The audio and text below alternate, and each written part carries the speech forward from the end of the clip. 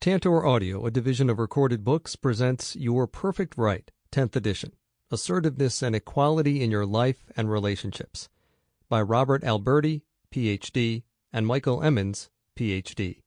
Narrated by Mike Lenz. Publisher's note: this audiobook refers to charts, questionnaires, tables, appendix, and online resources included in the print and ebook editions of the book. This publication is designed to provide accurate and authoritative information in regard to the subject matter covered. It is sold with the understanding that the publisher is not engaged in rendering psychological, financial, legal, or other professional services. If expert assistance or counseling is needed, the services of a competent professional should be sought. Introduction to the 10th edition. It was Michael's idea. I was relaxing on my patio when the phone rang that sunny Tuesday in July 1970. On the line, "Wait, does anybody listen to the introduction to a book anyway? Let's start with the basics, what this book is about. The history can come later for those who may be interested. Your Perfect Right is a step-by-step guide to overcoming interpersonal anxiety, meeting your needs in relationships, creating relationships of greater equality, setting limits on your life and relationships, learning and applying skills of assertiveness, becoming more effective in expressing your needs.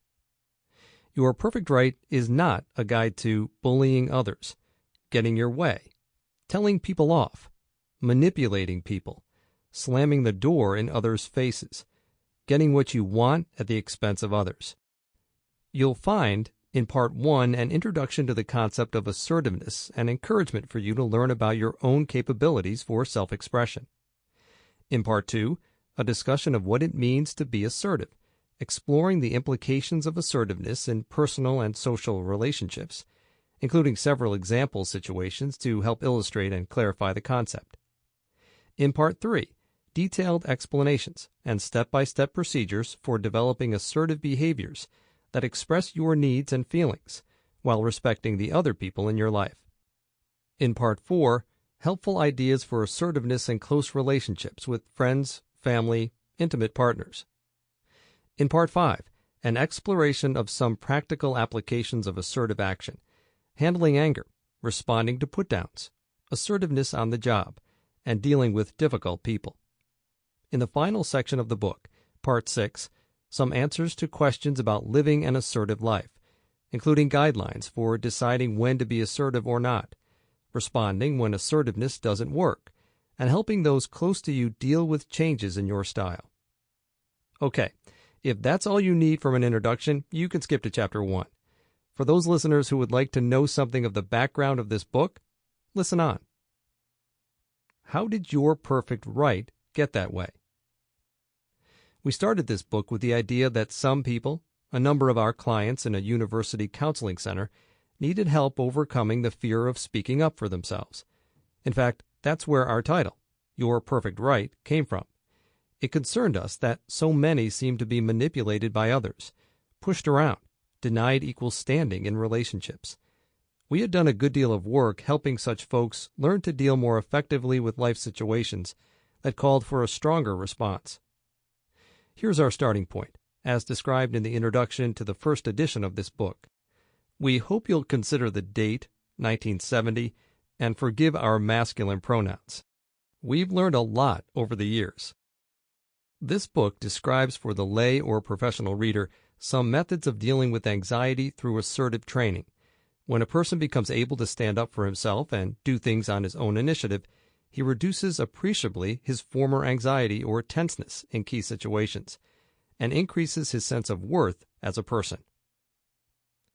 We've endeavored to keep the book up to date beyond that first edition's emphasis on some methods of dealing with anxiety through assertive training. New editions over the years, in response to a ton of research and practice by colleagues near and far, have addressed better ways to handle anger, a broader view of social skills, approaches to dealing with social anxiety, greater sensitivity to others, expressing caring and compassion assertively, recognizing and asserting needs and goals, assertiveness and social issues, online methods of self-expression, assertive intimacy and sexuality, on-the-job assertive skills, and dealing with difficult people. How it all began. Now, where was I? Oh, yes. I was relaxing on my patio when the phone rang that sunny Tuesday in July 1970. On the line was my University Counseling Center colleague, Mike Emmons. "You've done some work with assertive training, haven't you?" he asked. "I have," I told him. "But why do you ask?" Mike told me he was surprised to learn from a search of the psychological literature that there was virtually nothing published that explained assertiveness training in detail. We were both familiar with the pioneering work of Joseph Wolpe and Arnold Lazarus, but their discussion was limited to a chapter in a text for professionals. There was a dissertation project or two and a much earlier book by our later-to-be friend Andrew Salter on what he called conditioned reflex therapy, related but not about assertiveness as such. Mike's next comment caught me off guard. "Let's write a guide for counselors," he proposed. Now, I enjoyed writing and had no doubt we could put together something useful. But did I want to take on a book? Well, why not? We decided to give it a shot, and I spent the rest of that summer getting up to speed with Mike and jotting down lots of ideas for a small manual. By early October, we had assembled what became the first edition of this book. Full of optimism about the project, we set up a card table at the first Southern California Conference on Behavior Modification in Los Angeles on October 16, 1970, and began advance sales of the book at $2.50 a copy. We were amazed at the interest. We sold 60 copies on the basis of a table of contents and a couple of paragraphs of description. Impact Publishers was born. Our wives typed the text on an IBM Selectric typewriter. Some of you may be old enough to remember typewriters. And that original 100-page manual came off the press in January 1971. One of the first copies went to Dr. Michael Serber, a psychiatrist who had agreed to prepare a review of our little book for the then-new journal Behavior Therapy. As luck, or planned happenstance, would have it, our card table at the conference in Los Angeles was next to the Association for Advancement of Behavior Therapy table. And we got acquainted with AABT's first president and the editor of Behavior Therapy, Dr. Cyril Franks of Rutgers University, who became a lifelong friend and supporter of our work. We sold our first 1,000-copy print run, produced on a small job press in my parents' garage, in about a year. The next run of 2,000 went in 6 months, and another 5,000 in another couple of years. After that, my folks couldn't keep up. We revised and expanded the work and issued a commercially printed and bound second edition in 1974. About that time, the University Public Affairs Office issued a press release about our success. The Los Angeles Times picked it up, and, in today's vernacular, the project went viral. While Your Perfect Right was the first book devoted solely to the topic of assertiveness, it wasn't alone for long. Our success spawned literally dozens of other titles, including a few that we published at Impact, a handful of which remain in print today. It was clear from the research literature, the glowing reviews we were getting, the remarkable sales of the book, and the feedback from colleagues around the nation and beyond, that assertiveness training was helping a very large cohort of therapy clients and self-help readers. In the late 1970s, Michael and I conducted a series of training workshops for professionals around the country, teaching them the procedures we had developed and learning from them lots of great ideas to add to our model. Those ideas were vitally important to the development of the process and the succeeding editions of the book. As I sit at my keyboard preparing this new 10th edition of Your Perfect Right, I can't help recalling what this book has meant over the last 47 years. So much has changed in our lives, in the world, in the meaning of assertiveness.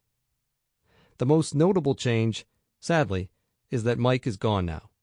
His declining health prevented him from active participation in this new edition, and I missed his wise, thoughtful, and foresighted perspective so much as I wrote. I've given you my best effort, but it's not the same without his input. What's been happening with assertiveness? As you might imagine, or perhaps hope, I've done a good deal of research into the literature of assertiveness, social skills, and social anxiety in preparing this revision. I found a ton of recent research on applications of assertiveness, not much on new methods. Perhaps I should find that reassuring. Much of the recent research has been conducted around applications of assertiveness in Africa, Eastern Europe, India, China, Japan, Thailand, and Iran. The concept certainly has legs, and they're traveling around the globe. Some of the most interesting applications have dealt with business leaders, nurses, couples, teachers, trainees, social workers, hospital employees, midwives, and adolescents. Research and training efforts have focused on women in developing nations, nurses in China and Ireland, headache patients and university students in Turkey, managers in Japan, IT workers in Spain, customer service providers in Israel, operating room nurses and low-income women in the United States, adolescents in the rural United States, and midwifery students in Australia. Where are we headed? When we began our work with assertiveness training in the late 1960s, the world was a simpler place, and being assertive pretty much meant standing up for yourself, not allowing others to push you around or take advantage of you. Given the tenor of those times, the meaning quickly expanded to include support for socio-political movements, civil rights, women's equality, individual freedoms. Those personal and social issues are still with us, of course, but these days, living assertively in a crazy world comes with a caution. It's more important than ever to assess the probable consequence of an assertive act. It's usually worth the risk, but sometimes the best course is to let it go. As the world continues to grow smaller, we envision a number of factors likely to impact what it means to be assertive in interpersonal relationships. We all can look forward to the development of increased emphasis on equality in relationships, more effective approaches to dealing with anger, recognition of when to let it go, to accept rather than assert, greater sensitivity to the needs of others. It's not all about you or me. Better ways to handle bullying in schools, in communities, and globally. New methods of assertive communication via electronic and social media. And better skills for dealing with a variety of cultures, lifestyles, and belief systems. We can't really predict, of course. Nobody has a working crystal ball. What we do know is that now and in the future, you'll find that an assertive approach to equal relationships in your life will help you meet your needs and achieve your goals. And if you follow the model we describe here, the other people in your life will benefit as well. We believe this book provides the tools you need to build those skills. We wish you well on your journey toward more effectively assertive self-expression. Robert E. Alberti. Part 1. You and Your Perfect Right. Chapter 1. Assertiveness and You. Be fair with others, but then keep after them until they're fair with you. Alan Alda. Don't let the title fool you. This book is not about getting your way. Our view of your perfect right means living on an equal footing with the other people in your life. We're all about equality, balance, in your life and relationships. Consider this. Do you like Ben & Jerry's ice cream? Maybe Chunky Monkey or Chubby Hubby or Cherry Garcia or White Russian? Hey, B&J, whatever happened to White Russian anyway? Okay, it's a loaded question. Who doesn't like rich, premium ice cream? Except, of course, for those unlucky folks who are lactose intolerant. We ask because there's an interesting story behind Ben & Jerry's success in becoming an international brand. In 1984, after Ben Cohen and Jerry Greenfield had built up an enviable reputation in the New England states for their homemade product featuring Vermont cows on the label, they came close to extinction. It was about that time that Ben & Jerry's ice cream really began to get noticed. So noticed, in fact, that Pillsbury, the parent company of Haagen-Dazs ice cream, began to tell its resellers they could not carry Ben & Jerry's if they wanted to sell Haagen-Dazs. And, as you might guess, Pillsbury's clout scared Ben & Jerry's grocery outlets. Most of them were ready to give up Vermont's finest. Fortunately for ice cream lovers everywhere, however, Ben & Jerry were not intimidated.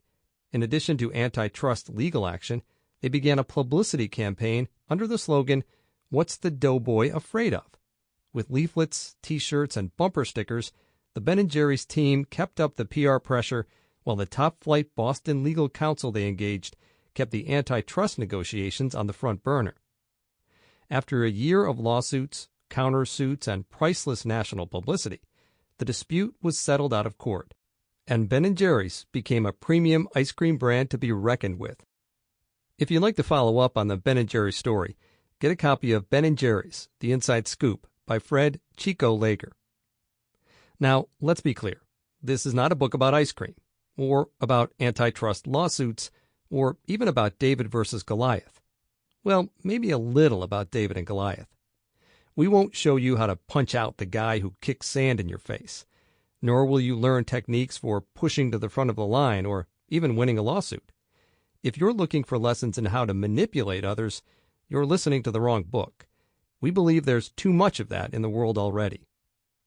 Our purpose here is to encourage people, like you, to balance the scales, just as Ben & Jerry did with Pillsbury back in the 1980s.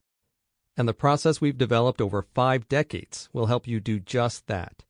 We advise assertiveness as a tool for making your relationships more equal, for avoiding the one-down feeling that often comes when you fail to express what you really want and need. This approach to human relationships honors everyone, helping underdogs to level the playing field and express themselves, while respecting the rights of others. What's more, it works as well for conveying your positive feelings as it does for standing your ground. So, how does it work? The process itself is pretty straightforward. We'll teach you some basic principles, give you some examples, and present a series of specific procedures for you to follow. Your part, if you decide to try this approach, is to listen carefully, learn to recognize your own feelings and needs, and give the steps we've outlined a try.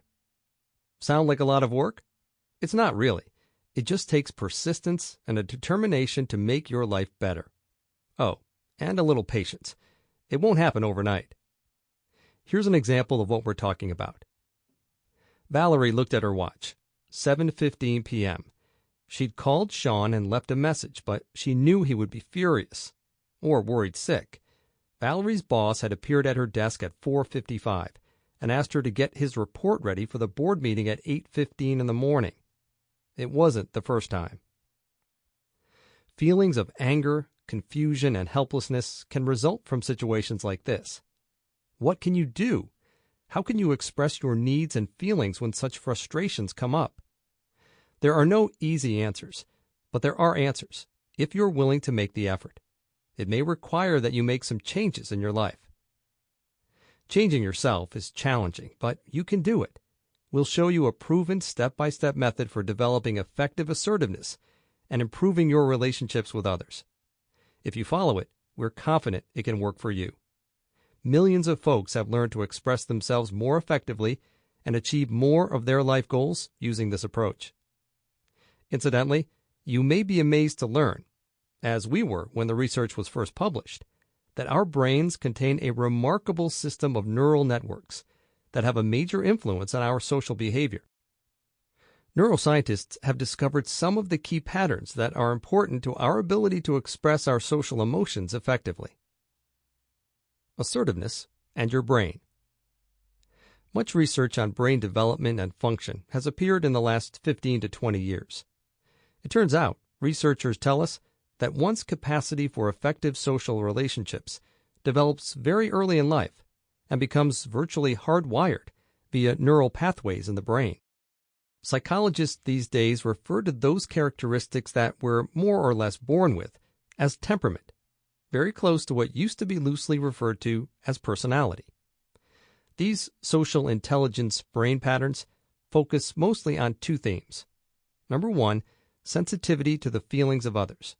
For example, the ability to detect and empathize with the feelings of others. And number 2, behavioral skills for responding appropriately to those feelings, such as social skills. Those response patterns established early on in the brain are hard to change, but they can be changed. That means everyone can learn more effective personal expressiveness.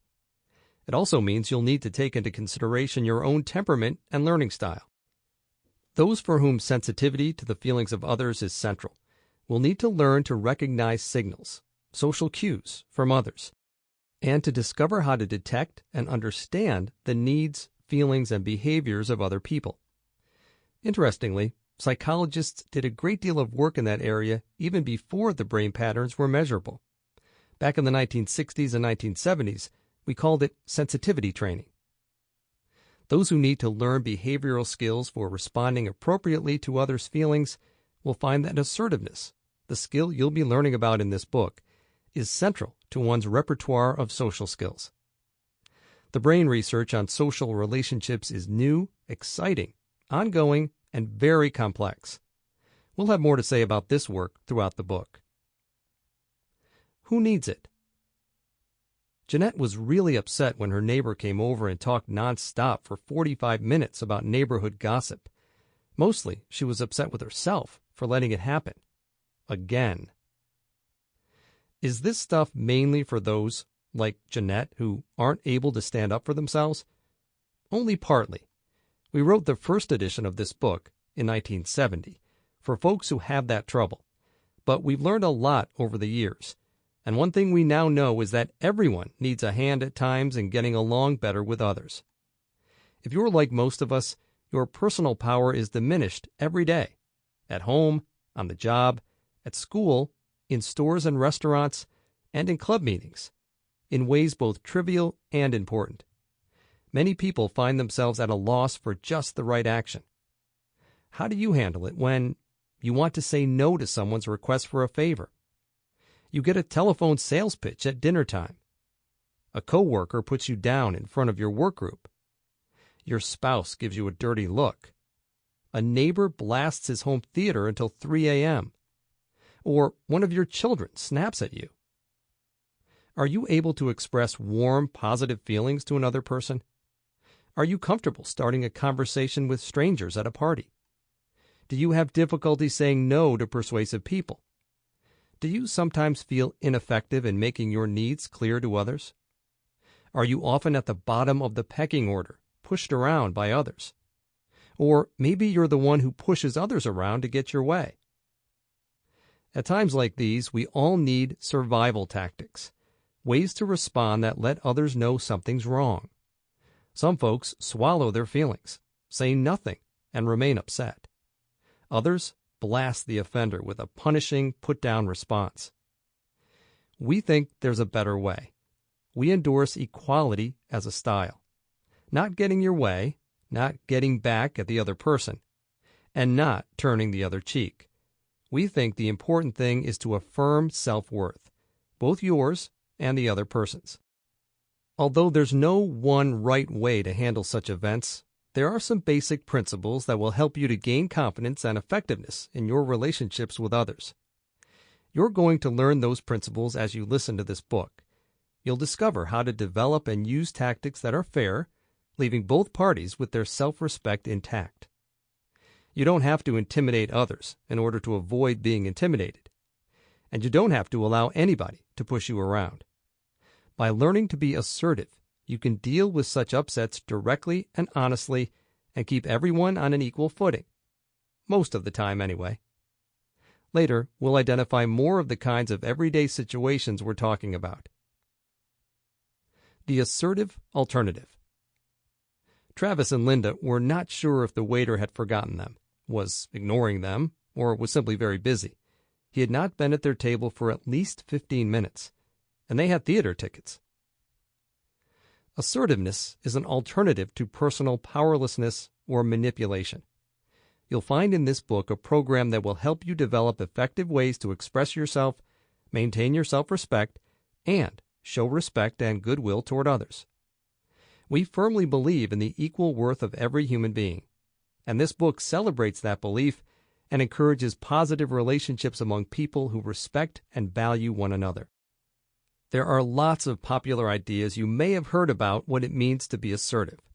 We don't agree with most of them. An old Ziggy cartoon, for example, illustrates the unfortunate image that many hold. We find our hero walking up to a door labeled Assertiveness Training Class. Below that sign is another.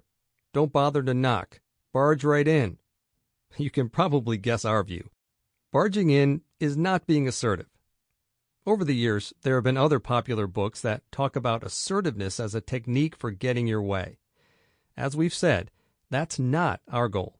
We'll help you to clarify your personal goals in relationships, and we'll show you how to retain a sense of self-control, a sense of being in charge of your own life, without trying to control others in the process. Aggression and assertion are commonly confused, but they are distinctly different. Aggressiveness means me first, pushing others around, denying their rights. As you'll learn later, assertiveness reflects genuine concern for everybody's rights. A lot of people, including some book authors, tend to equate being assertive with saying no. While that is one important aspect of what we're talking about, there's much more. Let us give you our definition of healthy assertiveness. Assertive self-expression is direct, firm, positive, and when necessary, persistent. Action intended to promote equality in person-to-person relationships. Assertiveness enables us to act in our own best interests, to stand up for ourselves without undue anxiety, to exercise personal rights without denying the rights of others, and to express our feelings and needs, affection, love, friendship, disappointment, annoyance, anger, regret, sorrow, honestly and comfortably.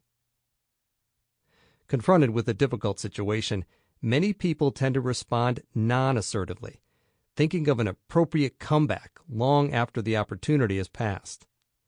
Others react aggressively and make a deep and negative impression that they often regret later. By developing a more adequate repertoire of assertive behavior, you'll be able to choose appropriate and self-fulfilling responses in a variety of situations. Common situations calling for assertiveness. You want to say no, firmly but good-naturedly, to a request. You'd like your partner to initiate intimacy more often. You're tired of family arguments at the dinner table. You want your adult children to visit more often. You object to the way your doctor's office patronizes older patients. Your roommate has guests in too often and too late for your comfort. You've received an email that sounds like a put-down, but you're not sure. A coworker is too noisy about your personal life. Your boss makes unreasonable demands on your time. You know about illegal practices in your workplace. Your professional association takes political stands you don't agree with. You are very upset about a recent decision of your local school board. Your employer doesn't pay equal wages to men and women for the same work. Your auto mechanic has done work you did not authorize. Your landlord refuses to make needed repairs to your apartment. Your neighbors have loud parties lasting until the wee hours. Patrons in your local movie theater often talk loudly during films. You've seen others cheating in your college courses. As a teacher, you want your students to improve classroom discipline. You'd like to be able to express praise and affection openly. Your child is being bullied after school. You have a hard time refusing to do favors and accept invitations. When asked for a personal opinion, you usually say, "I don't care." On the highway, you find yourself frequently cursing at other drivers. You get angry, but you don't know what to do about it. You have trouble asking for service in restaurants. And salespeople intimidate you into buying things you don't want. What gets in the way of self-expression? In helping thousands of people learn to value themselves and to express themselves directly and honestly, we have found 3 particularly difficult barriers to self-assertion. Number 1, many people don't believe they have the right to be assertive. Number 2, many people are highly anxious or fearful about being assertive. And number 3, many people lack the skills to express themselves effectively. In addition, some of that exciting recent research in neuroscience sheds new light on our subject. For example, brain scientists now tell us that some people are born with a genetic predisposition to shyness or social inhibition. Yet even that obstacle can be overcome to a large extent with diligent application of the procedures we describe.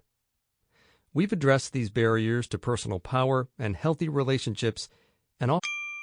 Sample complete. Ready to continue?